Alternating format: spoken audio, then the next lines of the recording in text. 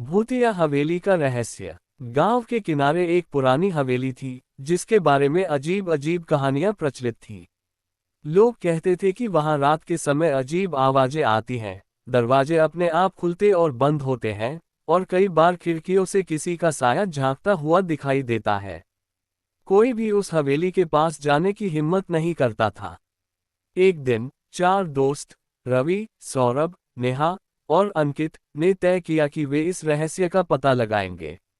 वे सब बहुत ही रोमांचप्रिय थे और भूत प्रेत की कहानियों पर विश्वास नहीं करते थे। आधी रात को वे टॉर्च और कुछ लकड़ियां लेकर हवेली की ओर निकल पड़े। हवेली के अंदर घुसते ही उन्हें एक अजीब सी ठंड महसूस हुई, जैसे वहां हवा भी सिहर रही हो। जैसे ही उन्होंने एक दरवाजा खोला, अचानक जोर से एक धड़ाम की आवाज आई और दरवाजा अपने आप पीछे से बंद हो गया। सभी चौंक गए। नेहा ने धीरे से कहा, शायद हवा से हुआ होगा। लेकिन उसके शब्द पूरे भी नहीं हुए थे कि अचानक सामने की दीवार पर कुछ आकृतियां हिलती हुई दिखाई देने लगीं। अंकित ने टॉर्च जलाकर देखा, तो वहां धूल से ढकी पुरानी तस्वीरें थीं।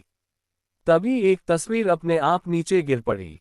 उस तस्वीर में एक बुजुर्ग व्यक्ति थे, जिनकी आंखें किसी को घूर रही हो, ऐसा आभास हो रहा था। अचानक हवा में एक फुसफुसाहट गूंज उठी, चले जाओ यहां से, वरना अंजाम बुरा होगा। रवि ने हिम्मत दिखाते हुए कहा, कौन हो तुम? सामने आओ। और तभी एक परछाई तेजी से उनके सामने से गुजरी। नेहा डर के मारे चीख पड़ी, लेकिन सौरभ ने सबको शांत रहने को कहा। वे चारों एक कमरे में पहुंचे, जहां एक पुराना बक्सा रखा था।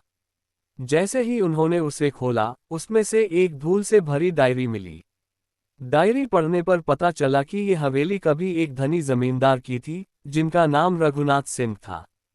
उन्होंने गांव के गरीबों पर बहुत अत्याचार किए थे, और एक दिन गुस्साए गांव वालों ने उन्हें इस हवेली में बंद कर दिया था। कहा जाता है कि उनकी आत्मा आज भी यहां भटक रही थी, न्याय की तलाश में। इतना पढ़ते ही हवेली की सारी खिड़कियां एक साथ जोर जोर से बजने लगी, और हवा की गति अचानक बहुत तेज हो गई। लग रहा था जैसे कोई गुस्से में चीख रहा हो। डर के मारे चारों दोस्तों ने एक दूसरे का हाथ पकड़ लिया और हवेली से बाहर की ओर भागे। जैसे ही वे दरवाजे के पास पहुंचे, एक आखिरी बार उन्हें किसी की परछाई दरवाजे के पास खड़ी दिखी। वह एक बूढ़े आदमी की आकृति थी, जो उनकी तरफ देख रही थी। फिर अचानक वह हवा में घुल गई। उस रात के बाद किसी ने भी हवेली में जाने की हिम्मत नहीं की।